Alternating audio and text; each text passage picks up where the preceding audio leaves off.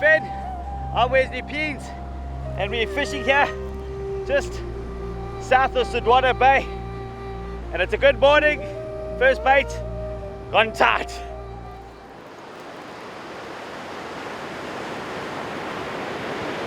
Well, I've been pulling very hard to get this fish over the ledge. We're actually fishing on some ledges, and these fish just take off straight for the ledge. They know exactly where the rocks are. Just put maximum pressure on the fish and get it over. At least he got over. That's a deal.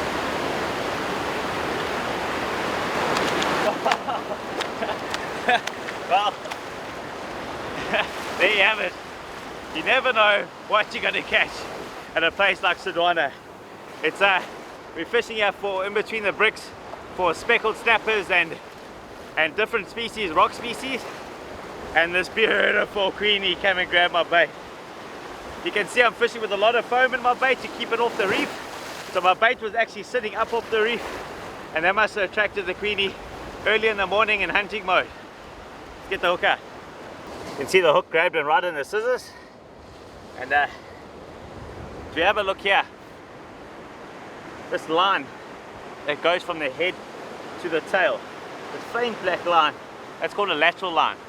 The lateral line he uses, out of its three senses, the sight, the smell and the vibration, the lateral line is to pick up vibration. In the low light conditions, it uses vibration and smell to source the bait. And this time of the day, early in the morning, they're in attack mode. And you need to use a bait that appeals to as many of those senses as possible. Just going to spend a minute reviving the fish. I've kept it really close to the water, so he's still super strong. Tell you what, there's no better reason to get wet early in the morning and to release a nice fish. Fish was strong, gave me a good few kicks. We've just got that very nice queen fish. So it looks like there's a couple of fish around. We're about an hour and a half too high. I think they'll just push in slowly here. Still the most beautiful place to fish. South Africa's north coast. What I'm using today is a prawn bait. Apparently it works very well for the smaller edibles in this area. So basically all I'm going to do is I'm going to cut it in the middle, take out the skin, cut out the tail, open it up and tie it onto my hook. Easy job. Tail, split it open. Now cutting my fingers off, peeling it off.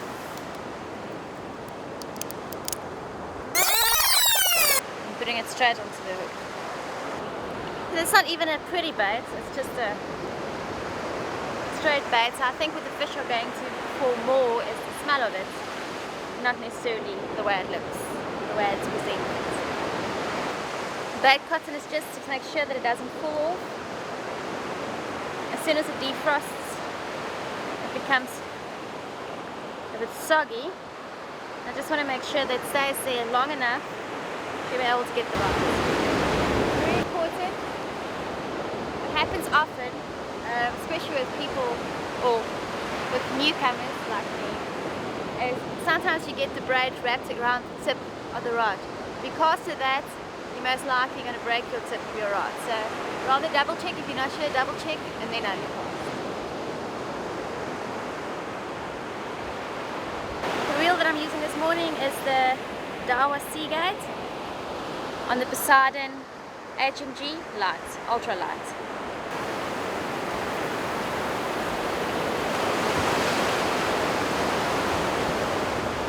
Finally got a nice bite. Getting over this ledge. It's always a lucky packet off these ledges. Not sure what's going to take your bait. And normally it's nice fish. Smaller fish are on the ledge, yeah?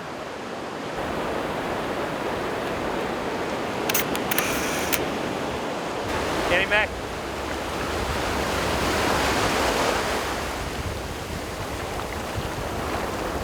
There we go.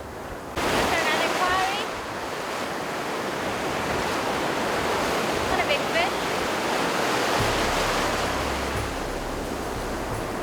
Look how tiny this one is.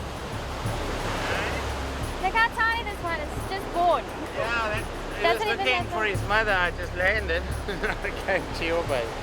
Same is pretty, eh? Very pretty. Doesn't even have his spots yet. Or properly. What I'm doing is, oh, there we go. Ah! What do we have here? Another little piranha. Otherwise known as a wave carry. They're sitting right here in front. And I've been watching them the whole morning, and I couldn't break the temptation. So now what I'm doing is I'm just basically putting my bait just on the shore break and washes in, and then not even 2 seconds you feel the tap tap tap tap, and they're there. This is what you get.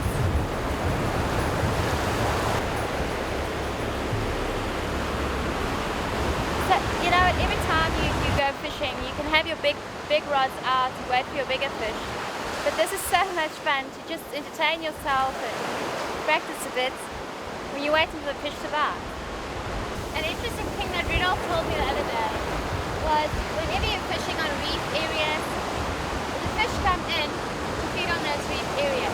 And as the water pushes in, they go onto the reef, they get their food, and when the water pulls back, they go back as well. So every time the water comes, they eat the food, goes back, they go back as well. So right in front of me, I can see with the Costa sunglasses, I can see the structure and the reef underneath the water. So I want to actually put that into practice now, see that if I get a bite when the water is pushing, or do I get a bite when the water is pulling.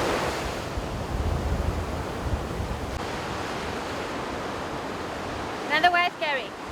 Theory tested. Baited up, new bait. Can either be the big new bait or it can be the water pushing, because as the water came in, I got a bite. And release him just a bit north of where I actually caught him.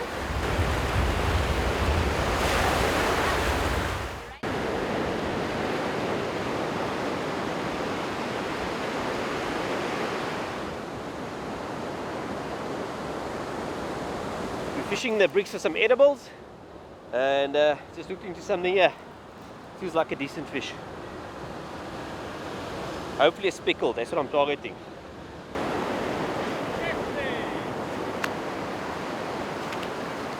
Okay, there we go, a little kingy. Got a 3 kilo Nobilis. Nice little bite.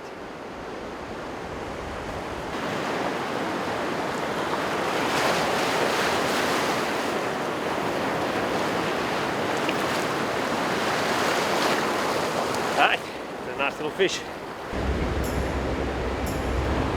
We've been fishing a bit of rock and surf here, and it's been quite quiet, as it does when the sun gets up here in the clean water. And my fishing partner Rudolph saw a shoal of little kingies. I quickly ran with a spinning rod and a plug, and we found a little kingy on the surface lure.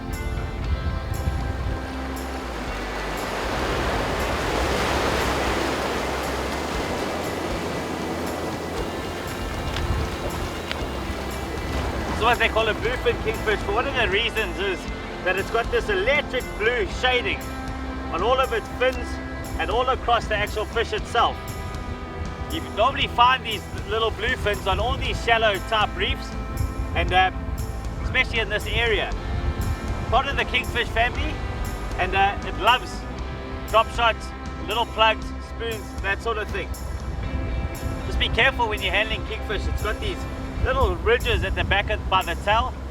They're called scoots, and they can do some serious damage to your hands.